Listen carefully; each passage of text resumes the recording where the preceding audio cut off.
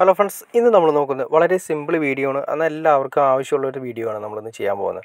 വേറെ ഒന്നുമില്ല, നമ്മുടെ വീട്ടിലേക്ക് ഒരു എക്സ്ട്രാ പ്ലഗ്, ഒരു എക്സ്റ്റൻഷൻ പ്ലഗ് നമുക്ക് ഉണ്ടാക്കണമെങ്കിൽ നമുക്ക് എന്തെല്ലാം കാര്യങ്ങൾ ശ്രദ്ധിക്കണം, അതുപോലെ തന്നെ എങ്ങനെ ഉണ്ടാക്കുക എന്നുള്ള ഡീറ്റെയിലാണ് നമ്മളിന്ന് അതിൻ്റെ കണക്ഷൻസാണ് നമ്മളിന്ന് നോക്കുന്നത്.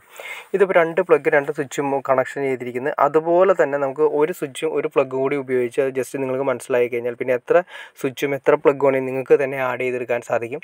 ഇത് നമ്മൾ PVCയിൽ ബോക്സിലാണ് എക്സ്ട്രാ പ്ലഗ് വരുന്നത്. ആദ്യമേ തന്നെ പ്ലഗ് സോക്കറ്റും അതുപോലെ തന്നെ നേരിട്ട് വരുന്ന സ്വിച്ചുമാണ്. 6 ആംസിൻ്റെ പ്ലഗും 6 ആംസിൻ്റെ പ്ലഗ് സോക്കറ്റുമാണ് നമ്മൾ ഉപയോഗിച്ചിരിക്കുന്നത്. ആദ്യമേ തന്നെ നമ്മളിത് കൊടുക്കേണ്ടതെന്ന് വെച്ചാൽ എർത്ത് കാര്യങ്ങളൊക്കെ വരുന്നത് നേരെ എർത്ത് എന്ന എംബ്ലം കാണിച്ചിട്ടുണ്ട്, അതിലേക്ക് നമ്മൾ കൊടുത്തു. ആ നീല വയർ നിങ്ങൾ കാണാൻ സാധിക്കേണ്ട, ഇത് എർത്താണ് വന്നിരിക്കുന്നത്. ഈ എർത്ത് നമ്മൾ നേരെ DBയിൽ നിന്ന് എവിടെ നിന്നാണ് നമ്മൾ കുത്തിയെടുക്കാൻ ഉദ്ദേശിക്കുന്നത് അവിടേക്ക് എർത്ത് കണക്ട് ചെയ്യുന്ന ആ വയറാണ് നമ്മൾ ഇവിടെ കൊടുത്തിരിക്കുന്നത്.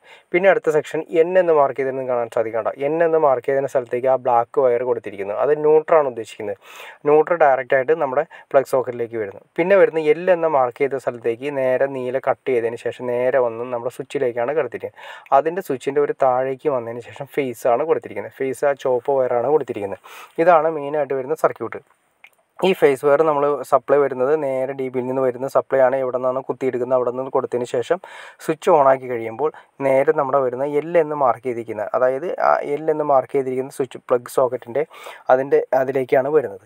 അത് ശ്രദ്ധിക്കേണ്ട കാര്യം വെച്ചിട്ടുണ്ടെങ്കിൽ എപ്പോഴും എവിടെ വേണമെങ്കിലും നമ്മൾ പ്ലഗ് സോക്കറ്റും സ്വിച്ചും സെറ്റ് ചെയ്യുകയാണെങ്കിൽ തന്നെയാണെങ്കിലും പ്ലഗിൻ്റെ എപ്പോഴും പ്ലഗ് സോക്കറ്റിൻ്റെ എപ്പോഴും റൈറ്റ് സൈഡ് തന്നെ ഫേസ് കൊടുക്കുന്നത് തന്നെയാണെങ്കിൽ ഏറ്റവും ഉത്തമം. കാരണം വെച്ചിട്ടുണ്ടെങ്കിൽ ഏത് ഡിവൈസ് നമ്മളെടുത്ത് നോക്കിയാലും 3 പിന്നുള്ള ഏത് ഡിവൈസോ അല്ലെങ്കിൽ 3 പിന്നുള്ള ഡിവൈസ് ഏതെടുത്ത് നോക്കിയാലും അതിൻ്റെ റൈറ്റ് സൈഡ് ആയിരിക്കും എപ്പോഴും ഫേസ് വരുന്നത്. അപ്പോൾ അതുകൊണ്ട് L എന്ന് മാർക്ക് ചെയ്തിട്ടോ അത് തന്നെ കൊടുക്കുകയാണെങ്കിൽ നല്ലതായിരിക്കും. അതൊരു സ്റ്റാൻഡേർഡാണ്. അപ്പോൾ അതുകൊണ്ട് നമ്മൾ എപ്പോഴും ശ്രദ്ധിക്കേണ്ട കാര്യം ലെഫ്റ്റ് സൈഡ് ന്യൂട്രും റൈറ്റ് സൈഡ് ഫേസും ആയിരിക്കണം. അതായത് നമ്മുടെ ഫേസിനോട് വയ്ക്കുന്ന സമയത്ത് കണ്ടോ, ആ L എന്ന് മാർക്ക് ചെയ്തിരിക്കുന്ന ഫേസാണ്, ലെഫ്റ്റ് N എന്ന് മാർക്ക് ചെയ്തിരിക്കുന്നത് ന്യൂട്രാണ്. ഇപ്പോൾ ഇതുപോലെ തന്നെ നിങ്ങൾക്ക് എത്ര വേണമെങ്കിലും ആ ഫേസിൽ നിന്ന് വരുന്നത് ലൂപ്പ് ചെയ്ത് ഇതിൽ നിന്ന് ലൂപ്പ് ചെയ്ത് അടുത്ത പ്ലഗിലേക്ക് കൊടുക്കാം, അടുത്ത സ്വിച്ചിലേക്ക് കൊടുത്ത് അടുത്ത പ്ലഗും സോക്കറ്റും ഉണ്ടാക്കാം, അതിൽ നിന്ന് ലൂപ്പ് ചെയ്ത് അടുത്ത പ്ലഗ് സോക്കറ്റ് ഉണ്ടാക്കാം. അങ്ങനെ എത്ര സ്വിച്ച് വേണമെങ്കിലും പ്ലഗ് സോക്കറ്റ് വേണമെങ്കിലും നിങ്ങൾക്ക് കൊടുക്കാൻ സാധിക്കും. അതുപോലെ തന്നെ വേണമെങ്കിൽ ഒരു സ്വിച്ച് ഉപയോഗിച്ചിട്ട് ഈ 3 പ്ലഗ് ഒന്നിച്ച് വർക്ക് ചെയ്യണമെങ്കിലും വളരെ സിമ്പിളായിട്ട് നടക്കും.